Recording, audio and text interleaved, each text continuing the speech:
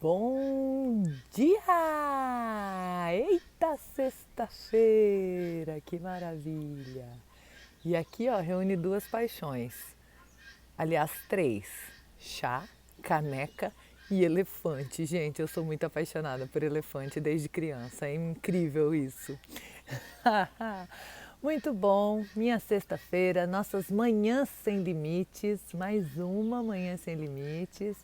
Vamos nós ver quem tá aí e bater papo. Tem muita gente boa aí, ó. Mama Montessori, mãe inteira, que é a linda da Bianca. A Vaneide Inácio, muito bom. Muito bom. Recreação Tia Lolo, é isso? Lilian Martelotto. A Aline. Tati Grince. Oiê. Deiliane Lousada. Nossa, que saudade mesmo. Vá Pires. Felácio da Silva. Muita gente boa. Laís e Mônica. Bom dia. Gabi. Bom dia, bom dia, bom dia. Sejam muito bem-vindos. Hoje a gente tem algumas novidades, né? Daquelas que eu já comecei a falar para vocês ontem. Tá fechado os eventos, dois eventos em Curitiba, duas palestras, 25 e 26 de outubro. Curitiba, me dá uma moralzinha, não me deixa lá sozinha não, hein? Vamos nos ver, vamos nos aproveitar, vamos nos curtir sem limites, né? Que a gente vai, se Deus quiser, ter muitos bons momentos juntos, viu? E a gente... Ah, olha, tem gente falando das maritacas no seu telhado aí também. Aí também tem maritacas? Adoro as maritacas, adoro, adoro, acho muito legal. Amores, então 25 e 26 de outubro em Curitiba, a gente já tem possibilidade de conversar sobre isso, mas eu quero falar hoje de outra coisa. Hoje eu quero falar de um negócio sério.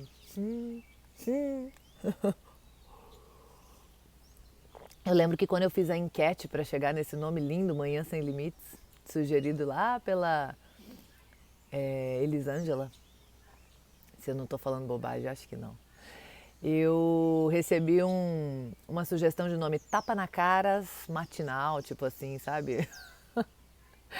Oh, meu pai, eu fiquei meio triste, meio achando engraçado, sabe? Mas acho que mais ou menos de vez em quando é isso mesmo que acontece, né?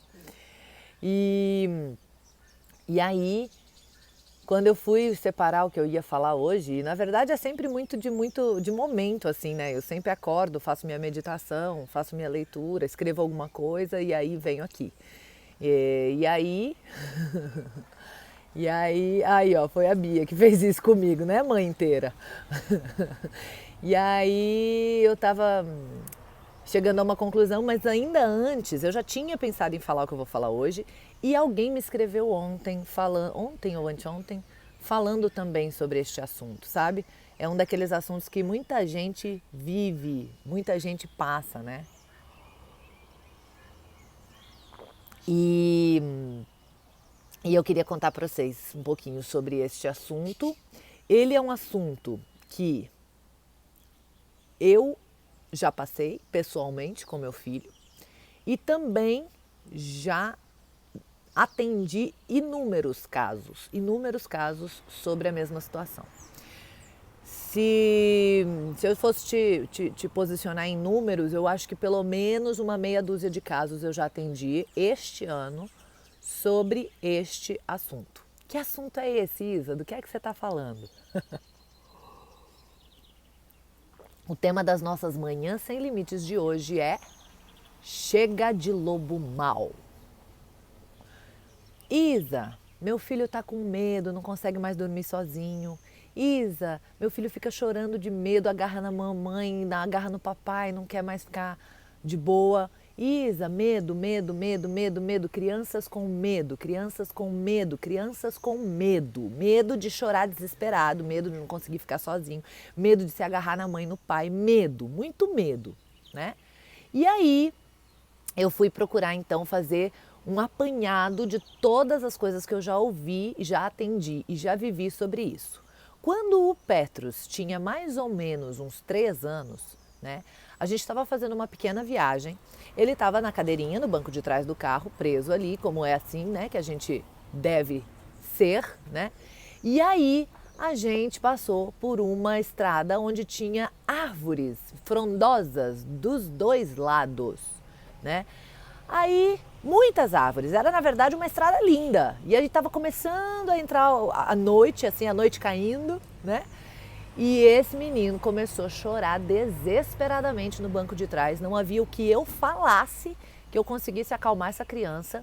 E a criança chorando, chorando, chorando, chorando, desesperada ali no banco de trás. E quando a gente conseguiu entender o que estava acontecendo, ele estava passando numa floresta, porque tinha árvore dos dois lados, e ele estava morrendo de medo do lobo. Morrendo de medo do lobo mau. Mas, gente, que loucura, como assim? Que lobo mau, meu filho? Não existe, não. Mas não tinha jeito, tá? E por algum tempo nós sofremos com esse medo do lobo mau. Muito bem, aí, né, eu comecei a fazer alguns atendimentos. Muita gente chegava com a mesma história. A criança era segura, dormia bem, ficava bem tranquila no quarto dela. De repente, medo. Medo, medo, medo, medo, medo, medo, medo, medo, medo, medo, medo. Aí a Isa pergunta, e aí, ela escutou alguma história nova? Teve algum trabalho na escola? Aí a mãe vai visitar a escola tá até com um teatro do lobo mau. A escola tá até com o lobo mau nas paredes. A escola tá até com... Então assim, minha gente, vamos entender as coisas. Para que começaram a contar a história do lobo mau? Eu entendo. A minha avó, por exemplo. A minha avó tinha 9 filhos e morava no sítio. 9 filhos no sítio, em fazendas grandes, né? Com possibilidade da criança se perder no meio da mata, né? Faz sentido nos recursos que ela dispunha e na cultura em que vivia, contar a história do lobo mau. Vamos combinar, né? Se eu deixo os 9 meninos com medo do lobo, ninguém vai se perder na mata, eu não vou perder nenhum filho. É uma questão de segurança, sobrevivência, né? Faz sentido, eu consigo entender. Consigo. Como é que a avó ia cuidar dos 9 filhos o tempo todo, 100% do tempo, para ninguém se perder no meio do mato? Né? Faz sentido. Ocorre que as coisas mudaram, os tempos mudaram. A gente está aqui agora, não tem lobo, não tem floresta. As crianças estão todas vigiadas, tem quase mais adulto por criança por metro quadrado, né? Uma criança tem a avó, a babá, a mãe, o pai, enfim, né? E por que a gente ainda continua contando a história do lobo mau e deixando a criança morrendo de medo? Por que a gente está fazendo isso? Agora, qual é a lógica que eu ainda não entendi? Eu não entendi. Tem umas coisas que a gente repete sem saber. Eu não estou criticando quem faz, pelo amor de Deus. Porque a gente está fazendo o que a cultura nos ensina, nós estamos seguindo o bonde, né? O que eu estou trazendo aqui é, vamos pensar sobre isso? Vamos decidir conscientemente se a gente vai continuar fazendo isso, né? Para que a gente está fazendo isso? Para quê? Para que a gente está fazendo isso? Com qual objetivo? Com qual intenção? Com qual boa intenção a gente está fazendo isso? Colocando a criança numa emoção desesperada, regaçando no medo, trabalhando na insegurança, para depois ter que trabalhar tudo de volta, aquilo que já tinha antes, a segurança, a confiança, a tranquilidade, sabe? Às vezes a gente perde meses da vida com a criança tendo que dormir lá na nossa cama, sabe? Porque a gente não pensou no que estava fazendo. Isso me lembra algumas histórias, sabe? Algumas histórias interessantes. Tem uma história que diz assim, que a moça recém-casada, toda linda, né? Foi fazer um peixe. Fez o peixe e colocou a assadeira em cima da mesa. E quando o marido chegou, olhou a assadeira assim, ele falou, uau, que delícia, você faz peixes, que delícia, que maravilha, temos peixe hoje, né? E ele falou, e por que você cortou a cabeça e o rabo, hein, desse peixe? Ela falou, porque é assim que faz peixe, eu aprendi com a minha mãe, né? Mas por que, gente? Eu já vi peixe sendo feito inteiro, sem cortar a cabeça e o rabo, será que tem que ser assim? Ah, não sei não, vamos perguntar pra minha mãe. Aí foram lá conversar com a mãe dela. E mãe, fiz esse peixe e tal, fulano me questionou, né? Ô sogra, por que ela cortou a cabeça e o rabo? Uai, porque é assim que faz peixe. A gente corta, põe na assadeira e assa, né? É assim que faz peixe, eu aprendi com a minha mãe. E a avó ainda era viva, então eles foram perguntar pra avó, vó, por que, né, que corta a cabeça e o rabo pra fazer o peixe assado? Fulana fez com uma delícia, né? E eu queria saber por que ela corta a cabeça e o rabo, né? Ela falou que aprendeu com a mamãe e que aprendeu com a senhora. Aí a avó riu, olhou e falou, vocês ainda fazem isso? Gente, eu cortava a cabeça e o rabo porque o peixe não cabia na assadeira que eu tinha. Era só para caber, sabe? Na assadeira. Hoje em dia vocês ainda cortam a cabeça e o rabo? Não acredito, né? Como assim? Então, minha gente, tem um monte de peixe que agora tem assadeira grande e a gente continua cortando a cabeça e o rabo. E a segurança e a autoconfiança, porque a gente continua achando que tem que fazer igual a vovó fazia. Algumas coisas sim, são maravilhosas e devem ser mantidas, outras nem tanto, nem tanto. Quem fala muito bem sobre isso é Mário Sérgio Cortella.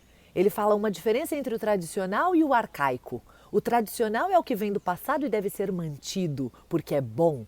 O arcaico é o que vem do passado e deve ser deixado lá, porque não faz mais sentido. O tradicional é o que vem do passado e deve ser mantido, porque é bom. O arcaico é o que vem do passado, mas que na verdade deve ser deixado lá, porque não cabe mais, porque não faz mais sentido, porque não tem mais lógica, porque a gente não vive mais com 9 filhos no meio da floresta, portanto a gente não precisa trabalhá-los no medo para a sobrevivência. A gente não precisa mais disso. Só por isso, né? Sabe quem mais falou sobre isso? Eu não podia, né, falar disso sem falar dela, que eu tanto amo, que eu tanto venero, que eu tanto respeito pelo legado que deixou, né? Eu tenho poucos ídolos, mas Maria Montessori é uma delas, né? E ela diz, a criança quer a vida real.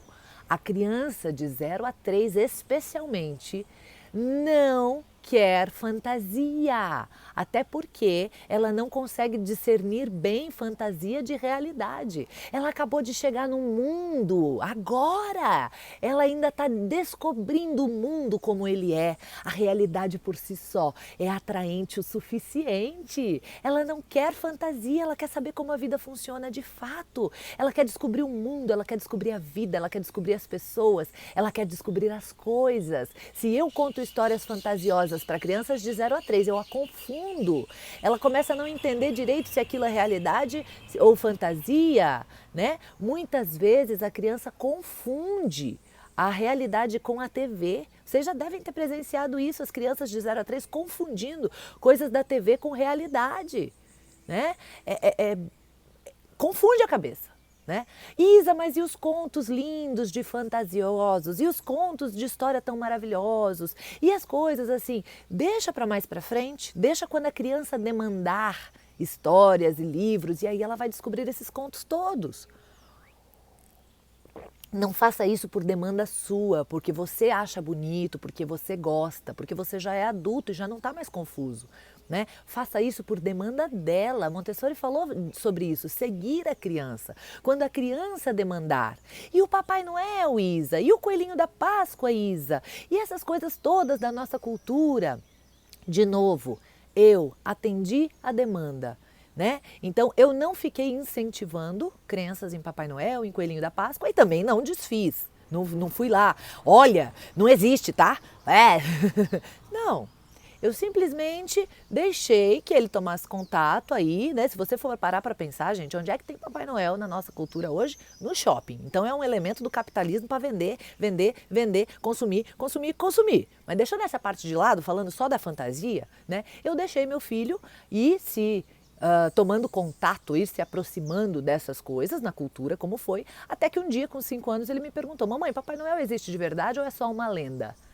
E a minha resposta para ele foi, querido, tem coisas na vida que a gente pode escolher se a gente acredita ou não. Você quer acreditar em Papai Noel? Ele disse, quero. Eu falei, então tá bom. Entende, gente? Tem umas coisas que a gente não precisa ficar, né, fomentando desesperadamente. A gente atende a demanda. A gente atende a demanda. Ele quer acreditar, ok. E você já deu para ele o recurso de saber, quando quiser, que não existe. Entende? E que é uma lenda, é uma coisa que existe na nossa cultura e está tudo bem. A gente não precisa nem desesperar, sabe? De não existe, de é mentira, que cultura horrorosa, para que fazer isso com as crianças? Não. Entre nós aqui, ok, né, minha gente? Mas não com a criança, né? Aí com a criança a gente atende a demanda dela, respeitando, sem desespero, sem desequilíbrio, né? Sem colocar a criança contra a família, contra a cultura, sem alienar, porque a criança está nessa cultura, então ela vai viver essa cultura e a gente precisa achar a linha tênue de conseguir atender a demanda dela sem deixar ela ser envolvida de maneira nociva pela cultura. Faz sentido para vocês isso? Então, eu queria deixar para vocês esse momento de reflexão e de questionamento sobre isso. O que é que nós estamos fazendo? Contando ainda, até hoje, né, a história do lobo mau. Gente, onde fica a ingenuidade da criança? Fica com ela para sempre. Não são as fantasias que fazem a ingenuidade da criança. Não, pelo amor de Deus, não. A ingenuidade da criança é intrínseca, é dela e é lindo e é maravilhoso. E a vida real não tira a ingenuidade. Que crença é essa, né? Que crença é essa, viu? Pode ficar tranquila, pode ir com fé. Como diz a bandeira do Espírito Santo, eu sou praticamente uma capixaba de coração. Depois de 10 anos morando lá, trabalha e confia. Trabalha e confia com a sua criança, sabe? Ela é linda, ela é perfeita. Siga a criança, atenda a demanda dela e sempre se questione se aquilo que a gente está fazendo, repetindo a cultura, faz sentido. Se ainda tem lógica, se ainda tem fundamento, se os objetivos que originaram aquele comportamento ainda se mantêm, né?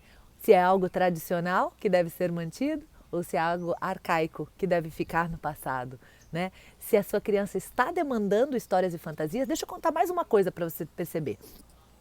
Quando meu filho fez 1 ano, eu não fiz festa, porque eu acho que 1 ano a criança mais sofre na festa do que aproveita, né?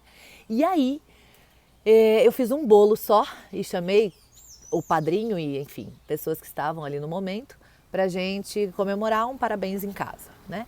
E eu fiz um bolo do Carros, fantasia. Quando ele fez 2 anos, eu fiz fazendinha, porque ele ainda não escolhia isso, barará. Com 3 anos ele já podia escolher. Sabe o que ele escolheu? Com 3 anos o meu filho escolheu bombeiro.